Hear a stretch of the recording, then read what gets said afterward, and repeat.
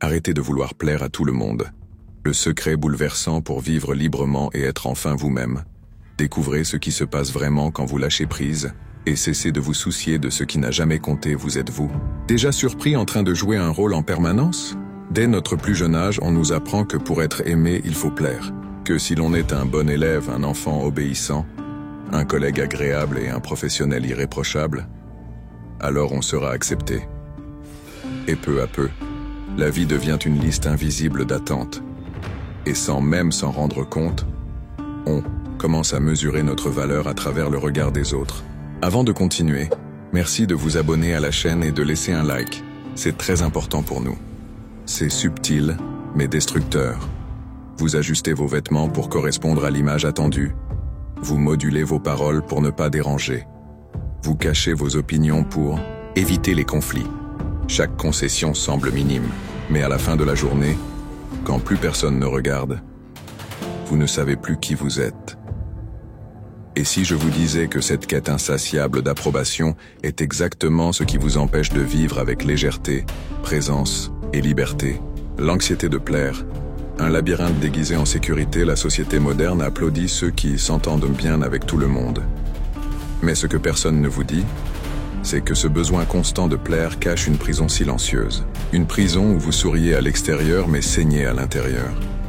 Où vous êtes aimé de tous, sauf de vous-même. Nous devenons des équilibristes émotionnels. On essaie de ne pas décevoir ses parents, de ne pas frustrer son partenaire, de ne pas perturber l'ambiance au travail. Et plus on tente d'être parfait, plus on s'éloigne de notre véritable identité. Mais voici une vérité simple et douloureuse. L'approbation des autres ne remplira jamais le vide de celui qui s'oublie constamment. Michel de Montaigne, le philosophe qui a osé vivre sans masque au milieu des guerres, des pertes et du chaos politique de la France du XVIe siècle, Montaigne a fait l'impensable. Il a quitté ses fonctions publiques, s'est retiré dans une tour entourée de livres et a entrepris le voyage le plus profond de tous, celui de l'âme humaine. Il n'écrivait pas pour enseigner, il écrivait pour se comprendre. Ses textes ne sont pas des dogmes, ce sont des miroirs. Et ce qu'ils nous reflètent, c'est une invitation radicale, vivre sans jouer de rôle. Montaigne avait compris que l'obsession d'avoir l'air fort, réussi et parfait est le pire ennemi de l'authenticité. C'est pourquoi il a choisi la voie du juste milieu, celle où l'on n'a plus besoin de tout contrôler, ni d'impressionner qui que ce soit. Lâchez le contrôle. La révolution silencieuse qui peut transformer votre vie. Combien de fois vous êtes-vous surpris à répéter des discours dans votre tête, à anticiper les réactions des autres, à essayer d'éviter les critiques, à vouloir contrôler l'issue de situations même pas encore arrivées? C'est l'addiction moderne, le contrôle. On croit qu'en gardant la main, rien ne peut mal tourner. Mais Montaigne, après avoir failli mourir d'une chute de cheval, a compris une vérité que beaucoup refusent encore de voir. Ma vie a été pleine de terribles malheurs, dont la plupart ne sont jamais arrivés. Cette phrase résume le dilemme d'une génération entière. Nous vivons tourmentés par des fantômes du futur, par des peurs qui ne se concrétisent jamais, par des scénarios imaginaires qui existent uniquement dans notre esprit. Et le pire, nous perdons le présent. Nous passons à côté de la vie. Nous sacrifions la spontanéité, la joie simple, le silence intérieur. Tout ça pour un contrôle illusoire. Ce qu'on ne vous a jamais dit sur le détachement émotionnel, se détacher n'est pas devenir froid. Ce n'est pas fuir ni se couper des autres. Le vrai détachement est un acte d'amour-propre profond. C'est reconnaître ce qui mérite votre énergie et ce qui ne mérite même pas votre fatigue. C'est savoir dire oui avec le cœur entier et non sans culpabilité.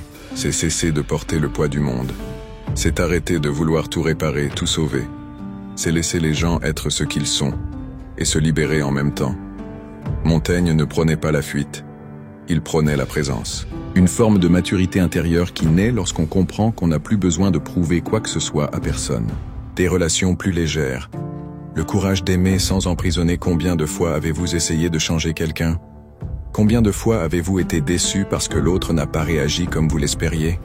Combien de conflits sont nés non pas de faits réels, mais d'attentes imaginaires? Montaigne a vécu une amitié aussi intense que rare avec Étienne de la Boétie.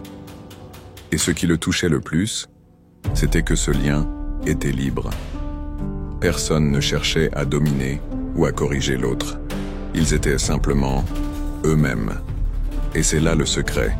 Plus vous essayez de retenir quelqu'un, plus il vous échappe. Mais plus vous lui laissez la liberté d'être, plus il a envie de rester. La liberté attire. Le contrôle repousse. Et cela vaut pour les amitiés, les amours, la famille. Quand vous cessez de vouloir façonner l'autre, vous commencez enfin à le voir vraiment et à aimer sans peur. Le masque de la perfection vous détruit à petit feu. Vous êtes-vous déjà forcé à avoir l'air heureux pour ne pas inquiéter les autres?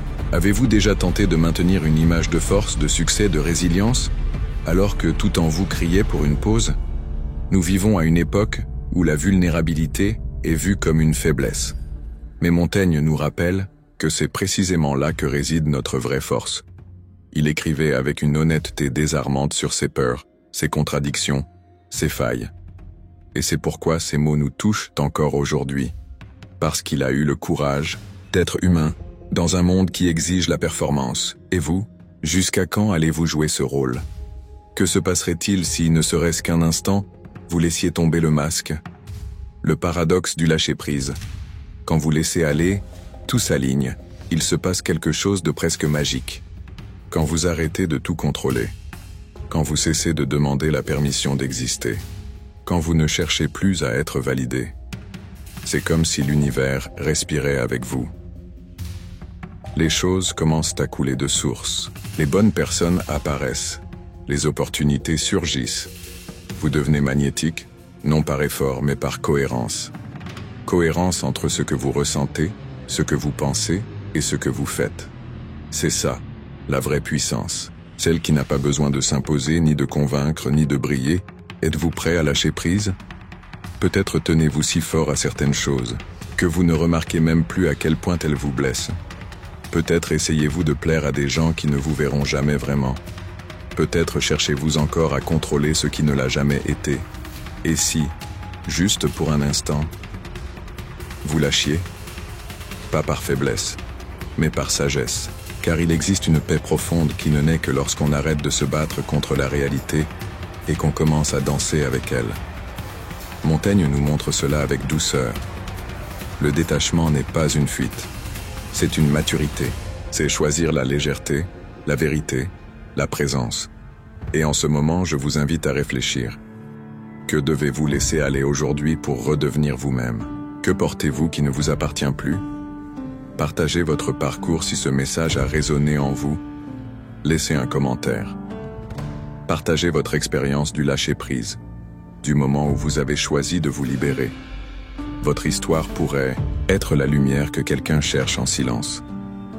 Car au fond, nous voulons tous la même chose, vivre avec vérité, avec paix, avec cohérence. Et tout commence quand on lâche.